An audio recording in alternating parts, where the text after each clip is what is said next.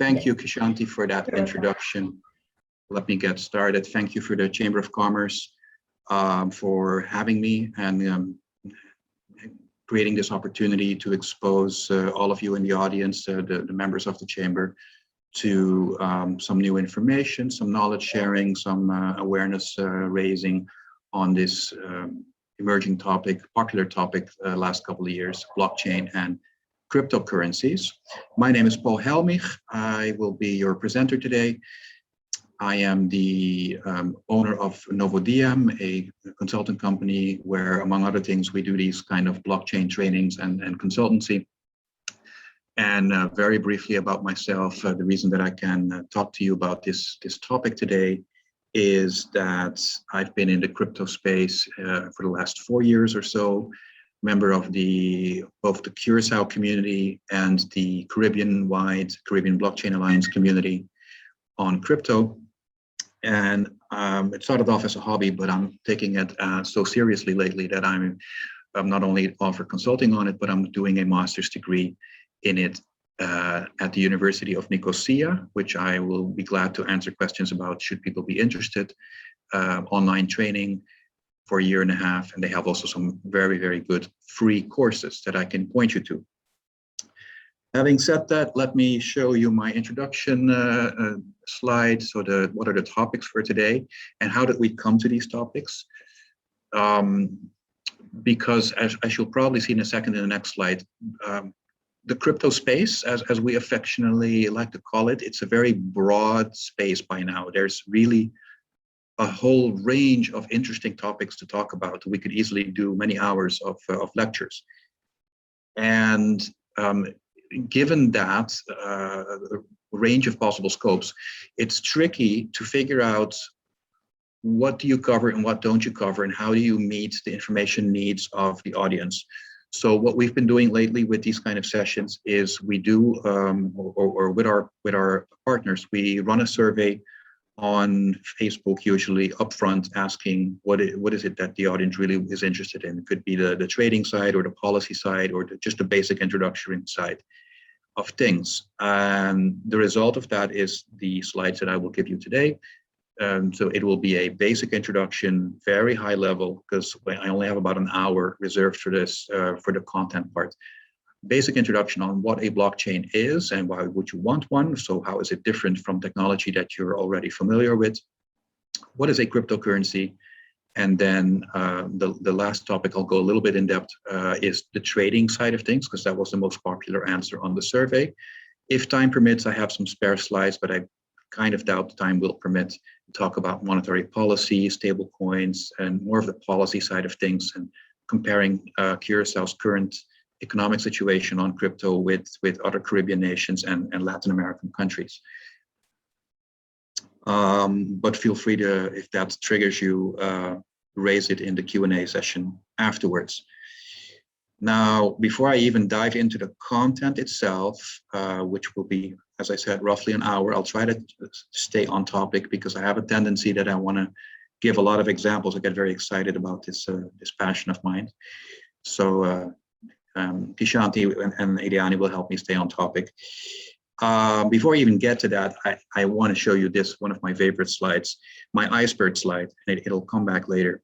And I only show this to you because I want you to be aware of the fact that what we're going to cover today barely is like the tip of the iceberg. It's just scratching the surface of the world of crypto. And this iceberg shows that. So underneath the basic introduction of, which in itself could take a day, underneath the basic introduction, there are all these topics, like the environmental and social aspects of Bitcoin, for example, which is something that has been in the news, in the crypto news at least. Non-fungible tokens is a nice topic, central bank digital currencies, decentralized finance, big data, AI. So imagine big data, artificial intelligence, Internet of Things. These are all other technological developments that are also happening in parallel to crypto. When those things merge and start to have synergies with each other, all kinds of interesting effects can occur. And lastly, all the disruption that blockchain is bringing across a lot of sectors, not just the financial sector, which is kind of the obvious one, but real estate and intellectual property, and there's a whole range of sectors being disrupted. So as you see, a lot of interesting topics, which we're not going to talk about today, but I want you to be aware of their existence. What we will talk about is what is blockchain. I kind of wish I could move this Zoom thing on the top of my screen, but I'll work my way through this. It's kind of covering the slide topic. So what is blockchain, and what is the difference between blockchain and cryptocurrencies? In a sentence, you can have blockchains without cryptocurrencies, but you cannot have cryptocurrencies without blockchains. And hopefully in a few slides, that's why I said that will become clear. Now, blockchain as a technology is most widely known for Bitcoin, because the creation of the Bitcoin network was actually the first blockchain, and then many others have followed after that. And then on the Bitcoin network, you have the Bitcoin currency, which runs on that network. So it's most widely known for Bitcoin, but really blockchain is a technology that provides an electronic public transaction record of integrity. And it does that not through a centralized, like a bank, as you see here on the left. So you got to put a big cross through that. No central ledger. It's a decentralized ledger. A ledger is just the record of transactions. This is why blockchain is also called DLT sometimes, decentralized ledger technology. And by having all these in this image, it's 6 computers, but in reality, it's like thousands of computers, and they all share a copy of the current state of the ledger, including a history of all the transactions that have happened on that blockchain, on that ledger, from day one when that blockchain was created. If one of these computers deviates from the others, the rest, which is the majority, will reject it and will not include the non-validated transactions that a rogue actor might try to inject. So the key thing is no central authority. As I said, distributed data shared and maintained by all the computers on the network. And this prevents double spending. It prevents the duplication of transactions. I'll come to that in a second. Through the use of cryptography. So there's a cryptographic problem solving being done, which removes the need for a central authority or a trusted third party. Now, if you're completely new to this, you're probably already feel overwhelmed. That was a whole lot of jargon and fancy words thrown at you. So if you want to take just one thing away from this, I'll simplify the whole slide with this big red box over it. Blockchain essentially is just a very special kind of database. That's it. Just remember that. It's a database with some unique features and characteristics that makes it different from the databases that we are already familiar with. So here's sort of the text version. I'm not going to read the whole thing, but I'll pick up a few on a few bullets here, which reminds me to tell you, everyone who's in the Zoom call now will be given a copy of the slides probably tomorrow by email. And knowing that in advance, the slides are more information rich than what I can verbally handle in an hour of doing a webinar. But on purpose, I put extra information in there, extra links, extra images, some appendix slides, so that people can go through it at their own pace and dig a little bit deeper where they want to. But don't freak out if you see me skipping over pieces of a slide, because it's extra information embedded in there. I just do it in the interest of time. So I talked, okay, so one of the key things you want to know about blockchain is that other than the decentralized nature of it, and the Bitcoin one is permissionless, which means it's open, anyone can join, anyone can start being a node on the network. There is no gatekeeper, there is no central authority that can say, well, you can be a part of it and you cannot, which is one of the attractive features of the Bitcoin blockchain. But there are other blockchains that don't have that feature. So there's different flavors for different use cases. Another interesting fact or a feature of how blockchain is different from, let's say, a relational database like an Oracle database is that the records in the database are immutable, so they cannot be changed. Once it's in, and it's there, and it's locked, and it's there forever, transparent and visible to all. So immutable and permanent. And there is no administrator who can come in and change an entry. That for some actors is not an attractive feature, and for others it's a very attractive feature, and it creates a certain level of trust, and it makes new use cases possible.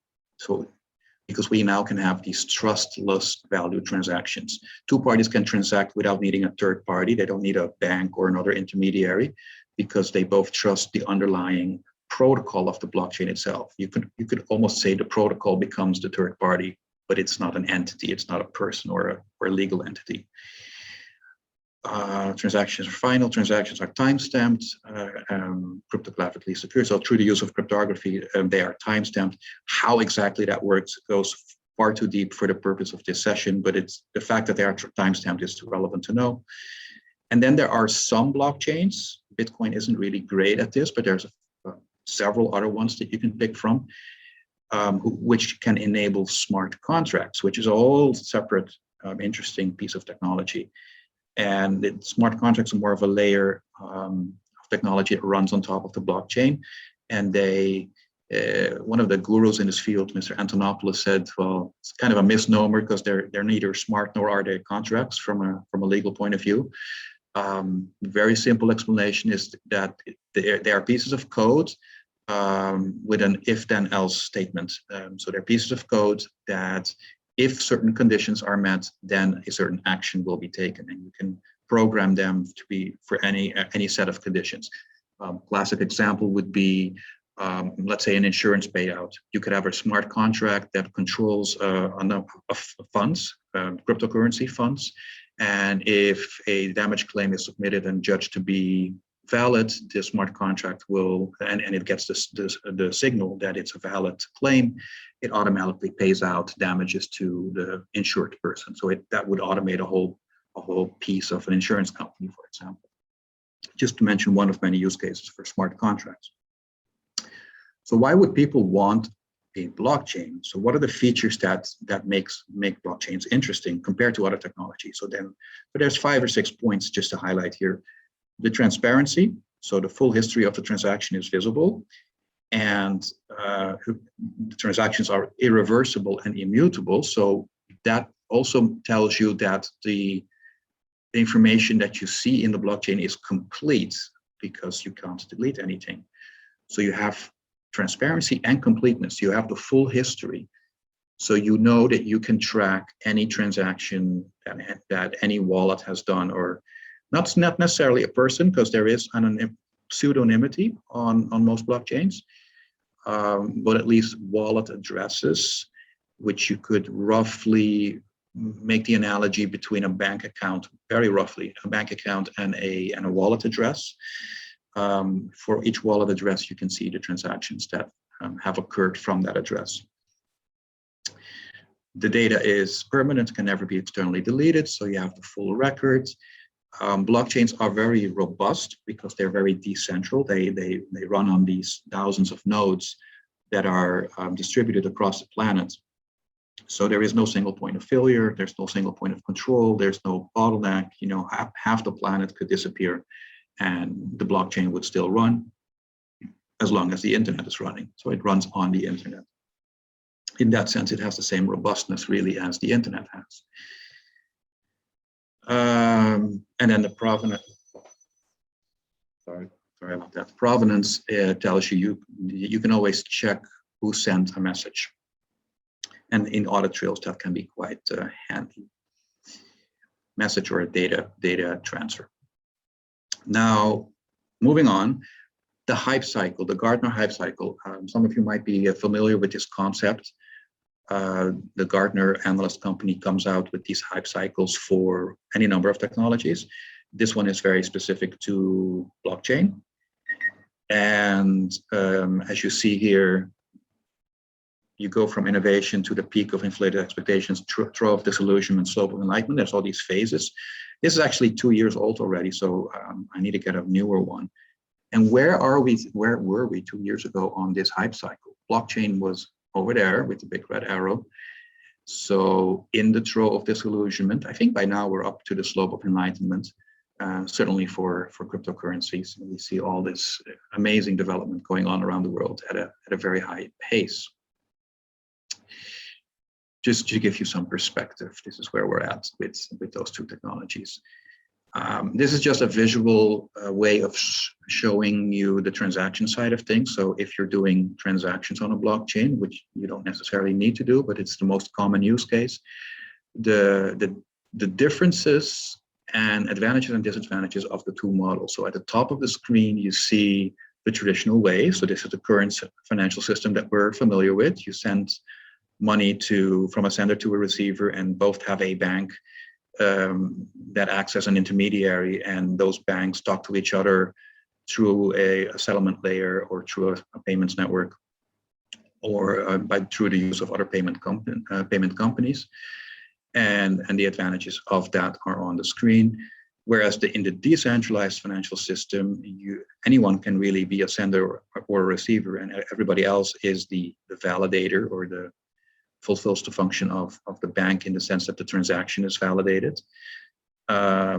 This gives the sender and primarily the sender full control of data and full control of funds, because there's also nobody, as long as the transaction complies with the rules of the protocol, there is no entity that can deny that transaction being processed for whatever reasons they may, a central institution might have, which is both, some people would argue not good from a money laundering point of view, the free flow of value across the planet, and others would argue it's actually extremely liberating for individuals to be fully in control of their own funds and no longer be dependent on the goodwill and cooperation of banks and other middlemen in conducting their financial affairs. So the decentralized financial system also, in that sense, respects ethical and cultural diversity. All right, enough on that topic. I think that wraps it up on the first part. I feel I'm doing okay on time. Let me check. About 20 minutes in, including the introduction. I think we're okay. That is really, as I said, the tip of the iceberg on what is a blockchain and how is blockchain, and especially the payment part of blockchains, how is that different from technologies that we have today. Didn't go into the technical details of mining and the details of the protocol and how the validation consensus mechanism works, and all of that is interesting, but probably not for everyone on the call. This should give you a rough idea, especially after you see the crypto part, what the world can do, or actually is doing already in terms of applying this new technology in a range of fields. All right, I will then move on to cryptocurrencies, which run on blockchains. So what is a cryptocurrency? Cryptocurrency is a digital currency, digital money. It's based on the internet, and it's a medium of exchange that is distinct from physical currency, distinct from the banknotes and coins that you're familiar with, or the digital version of banknotes and coins, the balance in your bank account. That's not a cryptocurrency, although you could say it's kind of a digital currency. It has properties similar to physical currencies, but it allows for instant transactions. So there's no time delay, well, almost no time delay, and borderless transfer of ownership. That's the last part is very, very important. So it's global, and there's no geographic limit or jurisdictional limit on who can send value to who, and it doesn't really matter where the sender or the recipient are physically located. That's one of the advantages of cryptocurrencies. What makes a cryptocurrency a cryptocurrency? The use of cryptography, hence the name cryptocurrency. So encryption techniques are used for a number of purposes. One of the ways in which crypto can be used is to regulate the cryptography, as a technology. How can that be used in cryptocurrencies? It can be used to regulate the generation of units of currency. That is important, that is underlined. That is not the case for all the cryptocurrencies. It's the case for Bitcoin. It was a very specific design choice for Bitcoin. You regulate the generation of units of currency. In normal English, no money printing can take place in an unregulated fashion, and there is no central authority, because it's a decentral solution, who gets to inflate the money supply whenever they feel that that is a good idea. That is not the case in Bitcoin and in a few other cryptocurrencies as well. There is a fixed supply built into the protocol of the blockchain. The cryptographic techniques are also used to verify the transfer of funds, to verify if a transaction that is offered to the network meets the conditions to be processed as a valid transaction. And transactions are grouped in blocks, like a batch, you could say. In batch processing is what IT people from a decade ago would call it. Batch processing is a block on Bitcoin. A block takes place, or a block is mined every 10 minutes. And a block is just a list of transactions, basically, with a header and some other data, metadata in it. That block gets signed. That puts, you could say, a kind of a lock on it. And if the block is then accepted by all the other nodes on the network, it gets appended to the blockchain, to the chain. So that's where the word blockchain comes from. It's a chain of block after block after block that is growing by one block every 10 minutes. And everyone, all the miners, all the nodes, all the validators, those are synonyms for the same thing. They all move on to working on the next block of transactions.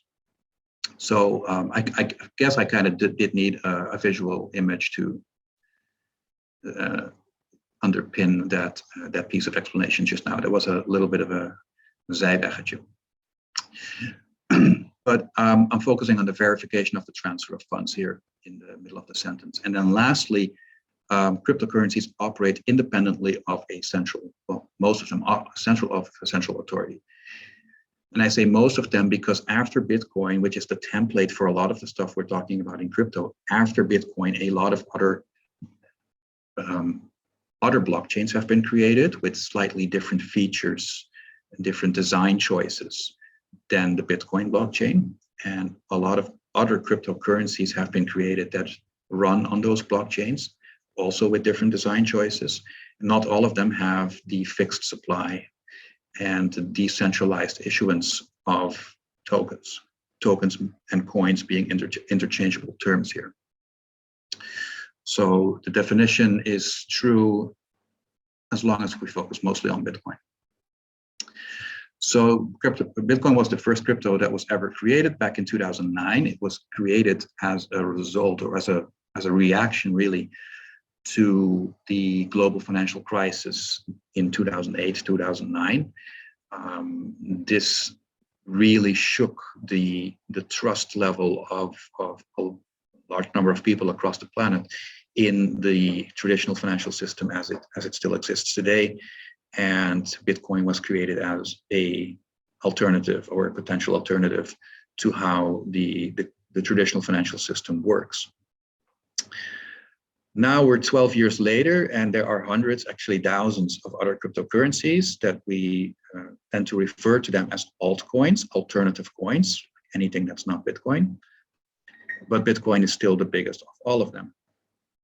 And it's actually a little bit of a mislabeling to say that that altcoins are cryptocurrencies. I wouldn't really agree with that, because most of these, majority of the altcoins, don't even want to be currencies. They don't have an aspiration of being a currency or functioning as a currency. They're more like utility tokens within a certain limited use case. Not to say that doesn't have value, but I wouldn't really go as far as calling it a currency. And in the next slide, I'll talk to you about currencies and what does constitute a currency. A little bit of economic theory there. A little footnote here that I had to put on the slide for myself to remember is to talk about double spending. So the scientific problem of double spending, which is solved by blockchain technology. So what does that mean? So prior to 2009, I think all the way back to the 1990s, when the internet started to really take off, there have been several attempts at digital cash, coming up with some sort of digital cash to transact on the internet, so that we wouldn't have to, as we have been doing for the last 30 years, rely on wire transfers and credit cards and PayPal and all these payment rails that really are quite outdated when you see how far we've gone with the internet. The internet of data is for information sharing, but the internet of value, for some reason, well, not for some reason, there was a reason, it wasn't included in the original internet. It now starts to be included. It wasn't included in the original internet because the double spending problem wasn't solved. If I have digital cash and I'm sending it to someone else, that other person wants to be sure that those units of currency have now left my custody, my wallet, if you will. They are no longer under my control, and they are now in the hands of the receiver, as they can visually verify when I hand somebody, a $10 bill. But if that person is on the other side of the planet and it's digital, you can make copies of anything if it's digital. How do they know that I don't have a copy of the coin and then I can re-spend it and send it to someone else? Double spending. And the moment that even the suspicion of the possibility of double spending is there, the existence of that digital currency goes out of the window, because you can inflate it to infinity. So that was a problem that was quite an obstacle up until 2009, when Satoshi Nakamoto invented the blockchain. And nobody knows actually who Satoshi Nakamoto is, so that adds a bit to the mystery and the color to the story, I would say, the story of crypto. Oh, this is just a funny image I thought I'd put in there. Bitcoin being the number one in market cap and in many other ways. And then there's all these altcoins that are running along in the race, trying to catch up or beat Bitcoin, who knows. So why Bitcoin? Because we have to talk about Bitcoin a little bit, as it's the biggest cryptocurrency. So what's so interesting about Bitcoin? Why did it take off the way that it did? So I have to talk a little bit about currencies in general. So currencies in general, and you can go back thousands of years in the human history of money, go all the way back to gold coins, barter trade, debt. Debt actually, it started with debt. It didn't start with barter trade, unlike what some economists will tell you. Seashells, stones, all kinds of things have been used as currency. So what makes something suitable to be used as currency? Well, a currency has, all right, I have to do two bullets together. It has three features, three elements to it, and then there are 6 other attributes. The 3 features are store of value, medium of exchange, and unit of account. What does that mean? A good currency is a store of value, as in the purchasing power that you have by holding that currency is protected. If someone pays me in that currency and I can buy 2 pieces of bread with it today, I want to be able to still be able to buy 2 pieces of bread with it a year from now, and not just 1 piece of bread because it's been inflated. So a good store of value. A medium of exchange, it needs to have utility. People want to actually be willing to accept it as a medium of exchange. Like, I have a chicken and you have boots and you don't want my chicken, so we can't do barter. So let's have this thing in between called currency. So that's the medium of exchange part. Unit of account, a little bit less important, but that's our goods and services priced in that currency. And today it's the dollar is a dominant one. You don't really see goods and services priced in Bitcoins or in Satoshis, at least not yet. Now, successful currencies throughout history, they have these 6 key attributes, other than the ones that I just talked about. And I'm not going to go in detail on all of them, but if you just think about it for a second and compare it to gold, which is probably the most visual example that makes sense to a lot of people. Gold is a currency of sorts and was used as a medium of exchange back in the Egyptian days and the Roman days. Successful currencies have these 6 attributes: so scarcity, divisibility, utility, transportability, durability, and counterfeitability. If you don't score well on these 6, your currency won't be very successful for at least not for a long period of time. Scarcity, gold obviously is scarce because there's only so much in the ground that you can dig up, and it gets harder and harder to dig it up. So the supply flow, per year is quite limited. How much new gold gets added to circulation. Divisible, you can cut it into smaller pieces and have large pieces for large transactions, small pieces for small transactions. It has utility. People like to use it for commerce purposes. It's transportable, but I would argue that Bitcoin scores better on almost all of these attributes than gold does. There's a table to compare it in the appendix to this presentation. Because if you have a large amount of gold, it gets really hard to transport. It gets really heavy. You need all these security guards around it. You have your mobile vault with you. That's not very handy. And whereas with Bitcoin, you can have it on a hardware wallet, which is a tiny piece, like a USB stick sized device that you can just carry in your pocket. Durability, gold never melts, never degrades, is pretty much indestructible. So that's definitely a feature you want, an attribute you want in your currencies. And you cannot counterfeit gold. You cannot. Alchemists have been trying for centuries, right, to come up with chemical solutions to make new gold, and they have always failed, fortunately. All of those good things about gold apply in the same way, I would say in a better way, to Bitcoin. As the next bullet says. How it does that, I'll talk about the scarcity in a second. So the biggest issue, well, there's a lot of issues, and there's some issues, but there's a lot of potential and promise with Bitcoin. One of the issues is its status as a medium of exchange, right? It's pretty good as a store of value already, despite the price volatility. It's good in the sense that it protects your purchasing power better than most fiat currencies, especially in the last couple of years. And fiat currencies, I mean dollars, guilders, euros, yen, centrally issued government currencies, because of the enormous amount of money printing, digital or paper printing, that has been mostly digital printing, has been going on by central banks. It debases the currency, it inflates the money supply, and erodes your purchasing power. And one of the reasons Bitcoin has become popular lately is as a hedge against that inflation. So it's good as a store of value. It's not that good as a medium of exchange yet, at least not for retail purposes, not for small transactions. I would say like roughly $50 and above, up to a couple of $1 billion, it works very well. You can have money guaranteed on the other side of the planet within 10 minutes, and people have had absolute confidence in the network to do these $1 billion transactions. And you pay a tiny transaction fee. If you're doing billions, it's tiny. And the transaction fee, that's nice. The transaction fee, although it fluctuates a little bit with supply and demand and how busy the network is, it's not a percentage of the money that you're sending. So it's based on supply and demand. So if you're sending $100 and you have to pay $10 in transaction costs, you're not going to be all that happy, although it's what people are used to with Western Union. But if you're sending $1 million, it's going to be the same $10 in transaction cost, and then it becomes negligible.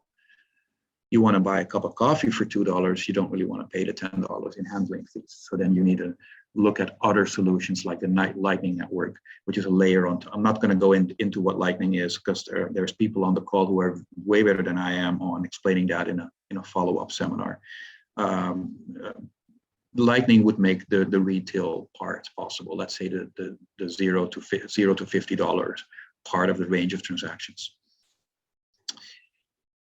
The strongest feature of Bitcoin is its scarcity. So there's a hard cap, a hard limit on the supply of Bitcoin of 21 million coins. And the rate at which those coins are generated and enter into circulation is controlled by the Bitcoin protocol, which has been programmed, which is virtually unchangeable, as good as unchangeable. So that inspires a lot of trust, because we know exactly how many are in circulation now and how many will be in circulation tomorrow and a year from now and a century from now. There's about almost 19 million of the 21 million have already been mined, are already in circulation. But over time, I'll explain this in a later slide with the halvening, the amount of new coins per day that are added, it gets lower and lower and lower over time. And by knowing that, we can already calculate when will the last Bitcoin ever will be mined. That's about 120 years from now, so we still have some time left. And after that, transaction fees are the only benefit for the miners, for the transaction validators on the network. But now they get new Bitcoin by being a miner. What's probably also interesting to mention is that of the roughly 19 million Bitcoins in circulation, it's estimated that at least 3 million of those are, we call them orphaned coins. They don't really count. So it's not really 19, it's more like 16 million that are in circulation. Orphaned coins are coins that, although they exist, they are on the blockchain, they're sitting in an address somewhere in a wallet. There is no human around anymore who has the keys that control access to that wallet, because maybe they obtained Bitcoin in the early days when it was worth much less, and they didn't realize how valuable it was going to be. They didn't protect the password or other operational security measures were not really taken around low value Bitcoin. You all know you probably heard the media stories about the lost laptops that are worth millions and people digging through garbage heaps trying to find it and trying to unlock those orphaned coins. So those will never be, probably never come back into circulation. So the supply is limited. The demand is increasing every day.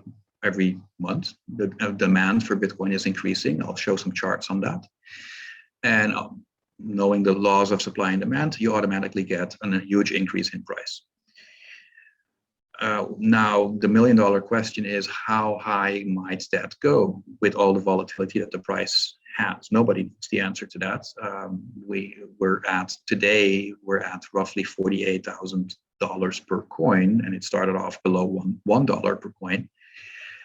But there are some scenarios, there's been some thoughts, experiments done, like what might be a future valuation for one Bitcoin. And several of those scenarios end up at a number of about $500,000, so $500,000 per Bitcoin. Whether that's going to happen, nobody knows. I cannot promise that, of course. This is not financial advice. This is just purely for educational purposes. But to give one example of a use case like that, if, for the sake of argument, if the 1,000 largest corporations on the planet were to allocate 10% of their cash reserves that they have already on their balance sheets today in fiat currencies, if they were to allocate 10% of their cash reserves to Bitcoin, just that would add $400,000 to the current price of Bitcoin. That's one possible scenario. And then we're not talking about countries adopting it like El Salvador is doing, and central banks eventually putting it on their balance sheet.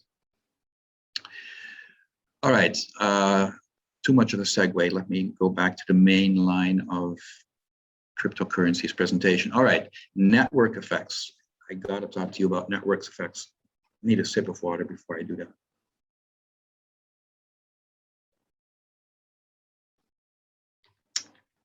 And why network effects? or Metcalfe's law. We tend to call it network effects in crypto. Understanding this concept will help you understand the adoption rate, which is the next slide. So this Metcalfe's law, this comes all the way back from, I think it's 1910 or so, when the phone network was rolled out. And it states that the value of a telecom network is proportional to the square of the number of connected users to the system. So if you're mathematically inclined, you see the square of the number of users, you already know we're talking about an exponential relationship. If you're more visually inclined, the diagram on the slide should speak for itself. But for those audibly inclined, I'll clarify it with a little bit of a story.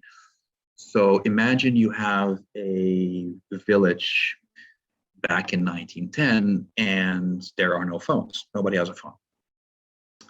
The first 2 phones get installed, so now 2 people can call each other. Nah, it's not that interesting yet. But the adoption rate slowly grows under pressure from maybe other villages, and after a while, you have 5 phones, and now you can have like the police chief and the hospital and the mayor and the priest and the notable people in the village. They would have phones and they can call each other, and that has some value now. I look at that and I'm thinking, I might consider being the 6th person on that network because there's already 5 other people that I can call. If that scales up to a dozen, as you see on the right, the number of crisscrossing lines there becomes exponentially larger. So this network effect, and this has been well documented over the century of technological innovation. Once a network reaches a certain critical mass, all the people that are on that network or preferring to use that technology, then it can't really be stopped anymore. Case in point, Facebook definitely has critical mass, 3 billion users, half the planet is on Facebook. But back in the early days when Facebook was growing, was a new technology, it had competitors. And the competitor that was there before Facebook was MySpace, and it actually had more users. But Facebook had features that MySpace didn't have, and people flocked to it. So MySpace was basically killed just before it reached critical mass. But in order to dislodge an incumbent, the phone network, Facebook, crypto in a second, blockchain, in order to dislodge the leader, you need to come up with something that is really an order of magnitude better than what the existing network is doing to entice people away from it. So why is that relevant? So when we look at the adoption rate of technology, in today's talk, we're looking at blockchains or in crypto in general. Where are we today on that adoption curve? And we tend to like making the comparison with the rise of the internet because it's the best analogy we can have for decentralized ledger technology. So on this next slide, how popular is crypto today? There is a chart that tries to explain exactly that. And maybe this is a little bit hard to see if you're on a small screen, so I'll just highlight the 2 key pieces for you here. You see a white line and for me, it's an orange line. The white line shows you the total number of global internet users in millions from 1992 to 2006. And this is a logarithmic chart, so it's not a linear chart, it's an exponential chart. So it goes from 1 to 10 to 100 to 1,000 million users on the vertical axis here. And you see how the internet adoption grew in a 15-year period. Crypto is the orange line. So crypto hasn't even existed for 15 years yet. So I'm just trying to circle it with my mouse here. We are here. This is where crypto is today. And you see the orange line is even above the white line. So the exponential rate of adoption is even slightly higher than what internet rate of adoption was back in the 90s and the early 2000s. A 30% average yearly growth for crypto, and we are well above 100 million users today. A few months ago when this chart was made by a global macro investor. So that's it on technology adoption. Then this this is my last slide on cryptocurrencies, and then I have I'm going to have 3 final slides on trading. So trading was the deep dive, half deep dive, that was the most popular topic on the survey. Looking on time, yeah, I have to hurry up a little bit. This slide looks pretty simple. It's just a chart, and I have to explain what this chart is showing you, but there's actually a lot of information condensed and hidden in this chart. This shows you, and it kind of ties back to adoption rates as well. This shows you the price development of Bitcoin over the last 11, 12 years, from $0.1 to 10K. We're well on the way to 100K, so we're halfway there. We're at 50K more or less today. Even on a logarithmic scale, you see the exponential increase. Scarcity is one of the reasons, but another thing that's interesting about Bitcoin, and there's the clue already on the slide here, is the 3 little red dots that you see marked on that chart. The pre-programmed supply flow halving, and that happened here and in 2017, and it happened, I think this was, if I remember correctly, this was in March or April 2020. The halving. So what does that mean? The rate at which new Bitcoins are mined and join circulation is cut in half automatically, unstoppably, roughly every 4 years, every X number of blocks, which translates to about every 4 years. There's no organization that says, yeah, we're ready, we're going to pull the trigger, and now we do the halving. It's already baked into the protocol. So when the halving occurs, from that moment onwards, the miners on the network, the nodes that validate transactions, they suddenly get half of what they used to get. It used to be 50 Bitcoin, then 25 Bitcoin. That's the first halving, then 50 to 25 to 12.5 to 6.25. We're on 6.25 Bitcoins per block today. And it will, in 3 years, it will again be cut in half. So that's a supply flow tapering that creates more scarcity, and which drives up the price. Now, if you look at this chart, you can sort of see there's another one that I failed to include today. I'm sorry about that, because it shows it in sort of 3 columns with different colors. You can see that there's like a 4-year phase, like a pattern that repeats itself roughly. How the price behaves in the months and years after a halving. And within a year or two, you see a big run up. We see it here. We see it here in the middle again. And if the pattern holds true, we're in the middle of the next big bull run to the direction of 100,000 in this cycle. So I guess that would be creating some FOMO, some fear of missing out for the traders among you, which is the nice bridge that I needed to go into trading. Because now that you've seen this, you might all be thinking, oh my God, I want a piece of this. I want to at least invest a little bit in it. How do I do that? And what are some of the pitfalls that I need to be careful for when I'm trading cryptos? And how is it different from trading stocks? There are some differences. How do I get started? Or if you're already a trader, probably half of you guys are already doing some trading in some shape or form. How do I optimize that? How do I get yield out of my existing crypto?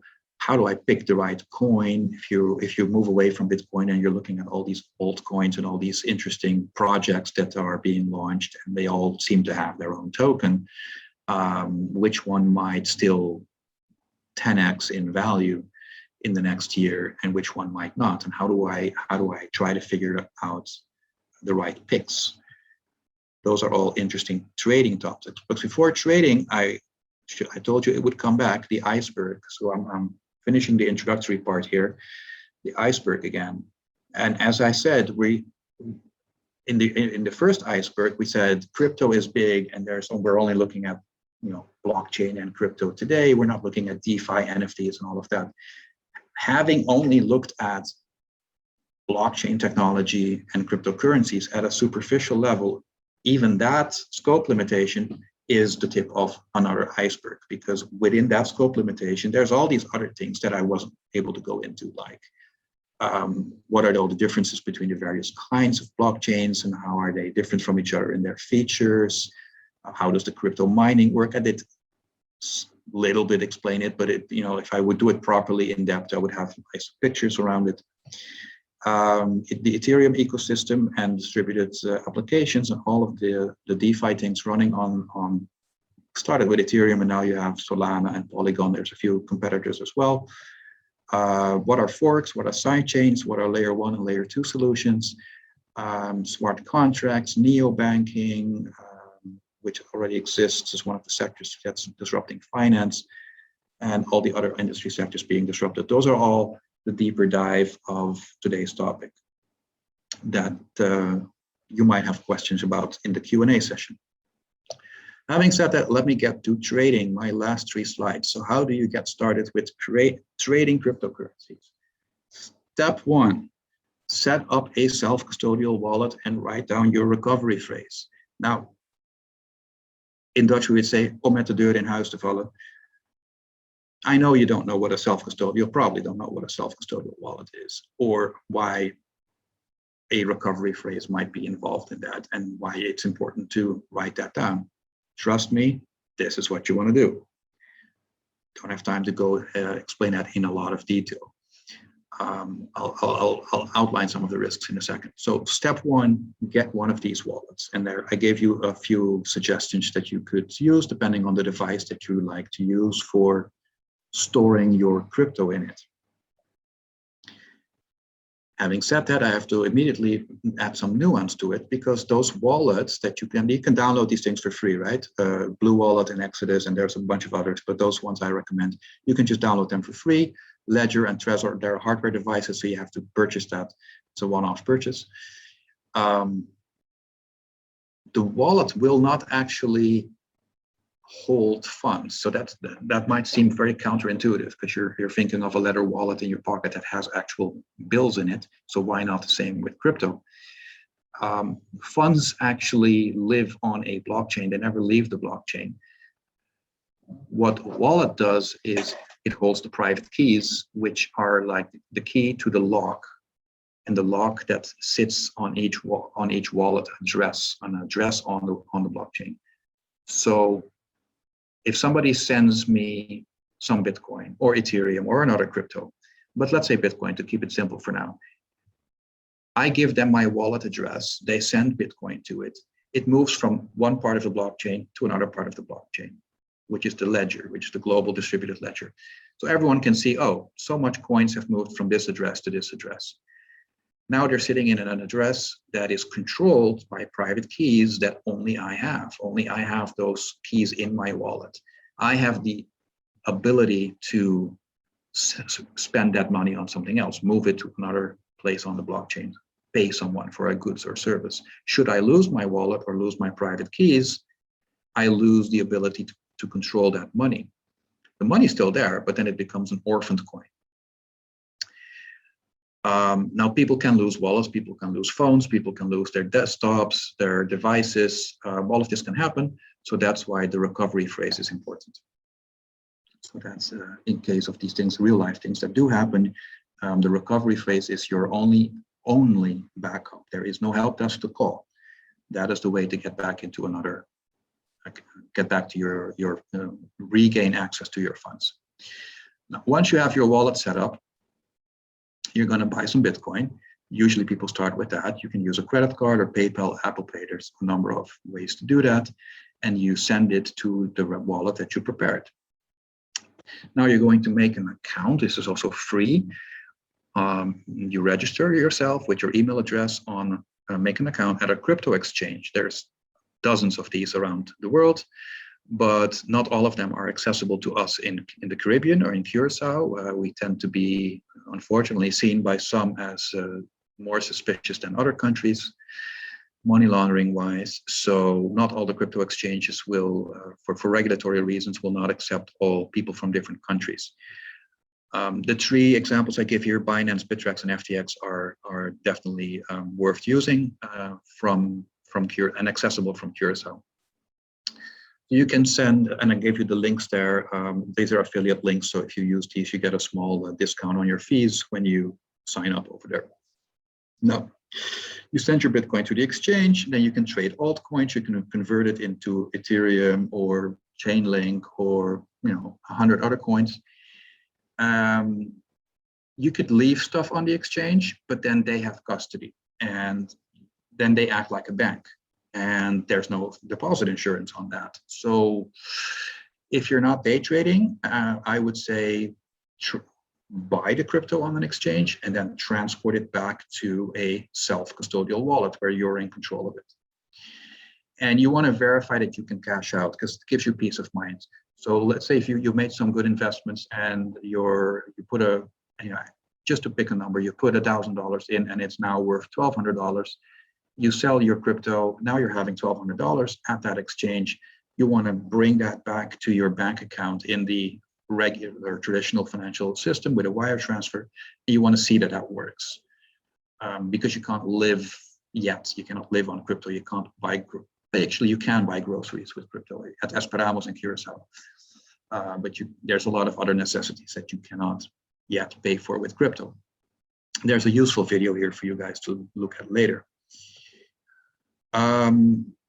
Things to be aware of when you start trading: the KYC procedures, the know your customer, compliance with regulations procedures.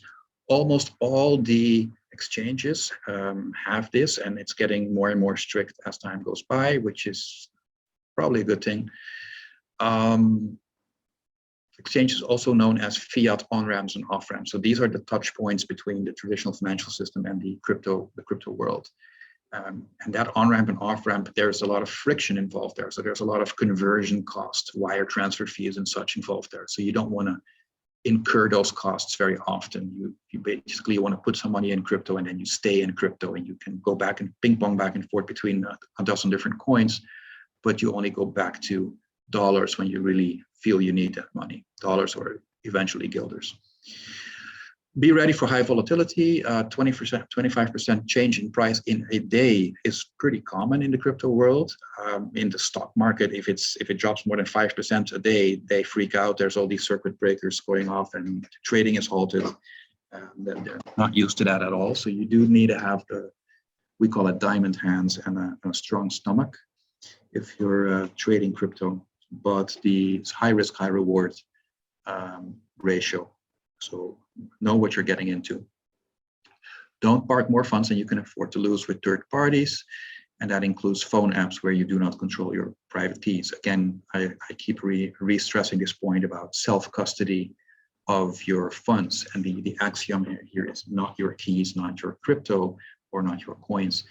Popularized by one of the gurus in the space. I have to give him credit, Mr. Andreas Antonopoulos. One of the teachers, by the way, at the University of Nicosia, giving a great introductory free training there, just a 12-week course. Do your own research, because there are a lot of scam websites out there. Do your own research on commissions when you start trading. Typically, the cheapest place to trade Bitcoin is on a dedicated exchange like Bittrex or FTX or the likes of those. Coinbase. Coinbase is not easily accessible from here, so that's why I didn't list it. So the fee that you pay for each transaction is a fraction of a percent, whereas there are other very nice looking, beautiful graphical interface apps on your phone. Uphold is one, Abra is one, there's a few others, where it's so convenient. You don't even have, it feels as if you don't even have to go to an exchange. You're just like, well, I have Ethereum today, but I want to go on Dogecoin or whatever. I would not buy Dogecoin personally, but if that's your thing. And you can convert directly from one to the other. Nice. But under the hood, it costs you 2% or more in commission, and that starts to add up. So I'm not a fan of those solutions. Another thing to be aware of, understand market cap and unit bias. So this is a psychological thing.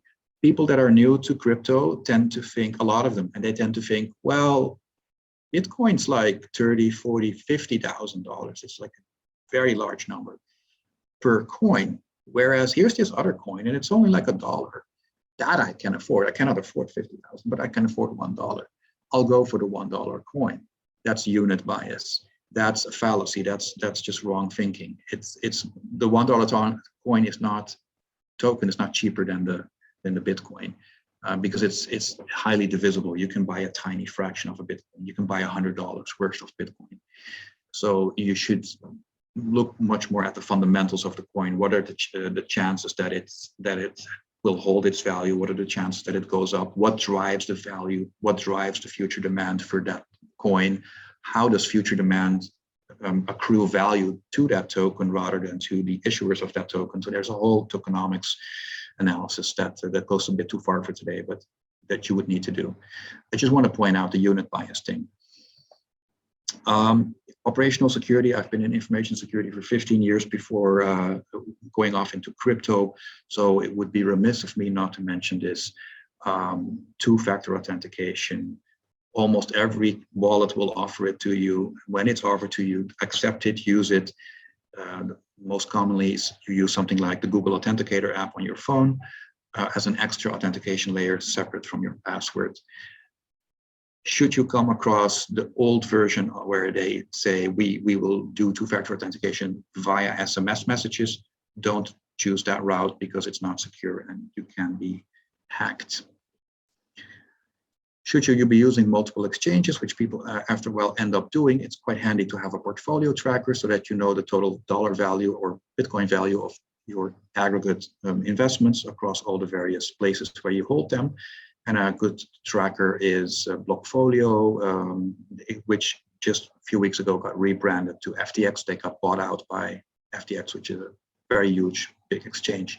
FTX is now so big, they, was it in Miami? They think they bought sponsorship rights on one of those sports teams in Miami. I'm not sure if it was football or baseball, but just to give you a little anecdote there.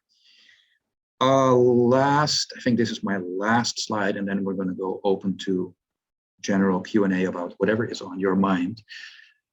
Last question or last slide on trading. So altcoin selection, coin picking, what used to be called stock picking. How do you pick the right ones that have a decent chance of going up and it not being random casino gambling?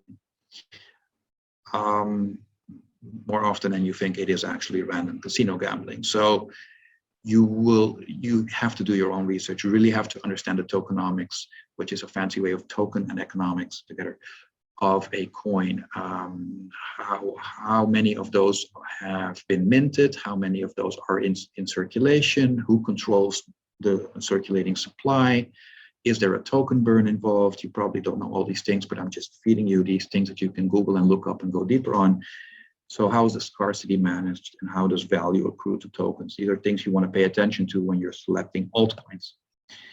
If you're a hodler, if you're a long-term holder of coins and you're thinking, I don't really want to day trade, I don't want to gamble on the flavor of the day. I have my 2 or 3 favorite cryptos, the big ones, and I just want to, I like the exponential growth curve. I just want to hold this thing for 3-4 years and see it go up in value a lot. It's low maintenance. I don't have to do much about it. It's a very valid strategy, a straightforward holding. Do it in a cold storage wallet unless you are gonna be looking for yields. If you're looking for yield, so that's interest. How do you get interest paid to you on your Bitcoin, or Bitcoin or some other cryptos, stable coins, for example? Then you will probably be interested in these neobanks, which offer you, it's kind of like a savings account. You say, give us your Bitcoin and we'll give you 6% return, 6% interest in Bitcoin, or 10% return in dollars. As a matter of fact, you could take your dollars today, convert it into the crypto version of a dollar, a stable coin, and get 10% interest on that starting tomorrow at a number of these neobanks, like Nexo, BlockFi, Celsius, and there's a few others. So the interest is nice. But there's counterparty risk, and you're not by default, you have no insurance against your funds being held in custody by them, unless you go to some more exotic solutions like Nexus Mutual and buying crypto insurance there. Other ways to generate yields, so it's DeFi staking liquidity pools. It's a bit out of scope for today, but I put a link in there for you to dig a bit deeper on passive income generation. Would you go even another step further, you end up with derivatives trading. And in the world of derivatives, there are two main flavors. There's futures and options. Futures are widely available on many of the crypto exchanges. Options are much less available. There's really just one reputable and platform with enough liquidity that I would recommend for it. It's called 𝗕𝗹адц.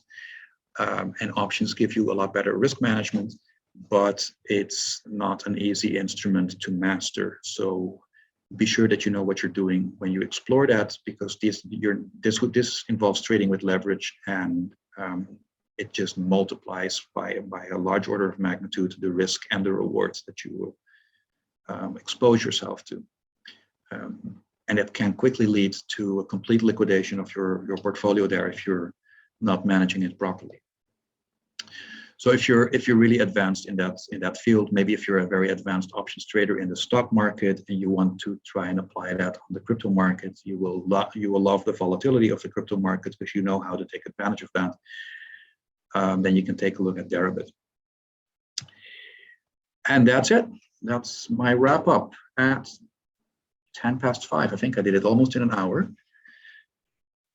So that looks good. Almost, Paul. Yes. That was okay.